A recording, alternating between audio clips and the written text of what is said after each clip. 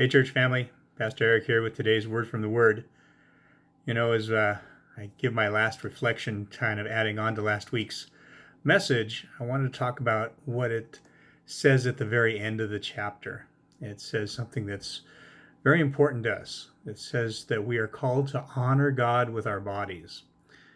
Now, sometimes we lose the idea of what honor is. We talk about glorifying God and honoring God. And we tend to think of it as some kind of exalted action that brings the music starts and the choir sings. But that's one way God is honored, is through song and through praise. But he's also honored by the reflection of his character. Because in this chapter, he's saying that we should follow his character in the way we treat our own bodies, and the way we are intimate with one another, and the way we deal with our own sexuality. He's talking about reflecting his character, and that extends beyond just the subject at hand. It extends to every part of our lives.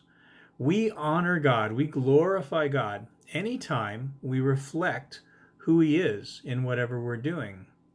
An act of kindness reflects the kindness of God.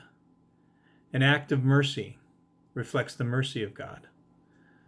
Anything that you can think of that we do that is good and right, it brings to light his character.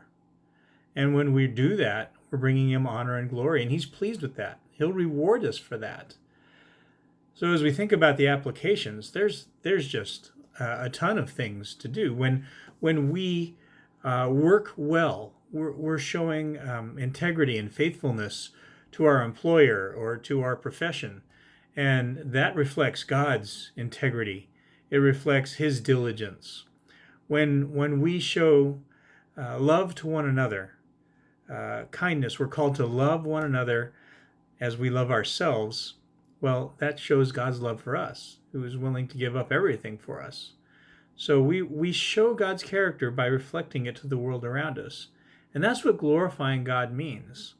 It doesn't have to be some spectacular act. As a matter of fact, the vast majority of glorifying and honoring God is in day-to-day tasks, day-to-day relationships, and the things that we do to love God and to love one another. When we give to God through our offerings, through our tithes, through our service, then we're reflecting the generosity of God, and that is another way of honoring God.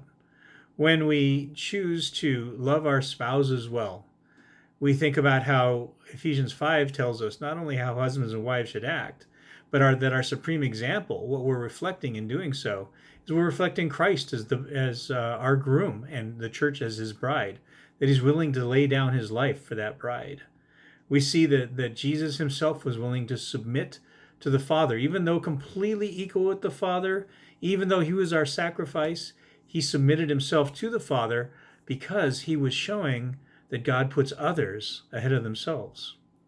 When we choose to put others ahead of ourselves, we're also reflecting what Christ did as our example. We're also reflecting that servanthood that comes from God's character. It's not very often we think about God as a servant, but he chose to be. Jesus chose to be a suffering servant for your sake and for my sake. We should do the same.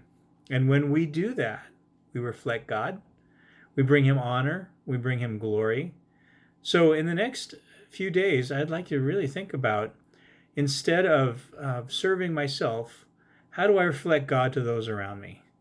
How do I show that kindness? How am I sacrificial towards those in my family or those that I'm in a relationship with? That is how you're going to glorify God. That's how you're going to honor him. You don't have to do something spectacular. You're not don't have to be a part of a superhero movie to be the hero. Being the hero means honoring God with your life, with your words, with your attitudes, and with your actions. I hope this finds you well. I look forward to seeing you soon. God bless.